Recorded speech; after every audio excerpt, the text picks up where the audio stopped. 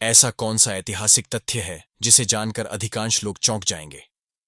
क्या होगा अगर मैं आपको बताऊं कि लियोनार्डो दा विंची ने 30 से अधिक लाशों के विच्छेदन किए थे? आप उन्हें मोनालिसा की पेंटिंग के लिए जानते हैं, लेकिन वह शख्स उससे कहीं आगे था।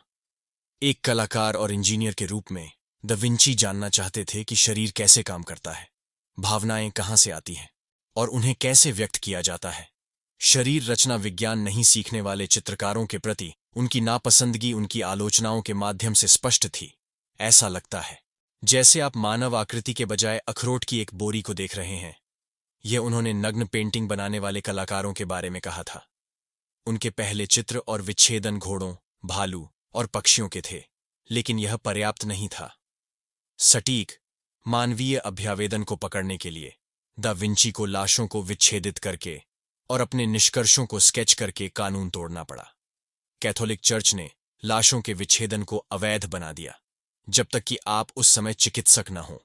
इसके चलते विच्छेदन रात के दौरान गुप्त रूप से किया जाने लगा। कुछ सिद्धांतकारों का मानना है कि दा विंची ने अपने लिए शव प्राप्त करने के लिए गंभीर लुटेरों से संपर्क किया था। दा विंची का शारीरिक अध्ययन एक 100 वर्षीय व्यक्ति के विच्छेदन से शुरू हुआ, जिससे उन्होंने अपने निधन से ठीक पहले बात की थी। वह न केवल मांसपेशियों और हड्डियों बल्कि शरीर में उनके कार्यों की भी पहचान करने में सक्षम थे। यह एक अविश्वसनीय सफलता थी।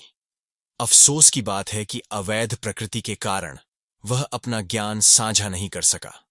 हालांकि यदि उन्हें उनके जीवन काल के दौरान जारी किया गया होता तो उन्होंने न केवल पुनर्जागरण विज्ञान को बदल दिया होता, बल्कि आज हमारे चिकित्सा जगत को भी बदल दिया होता।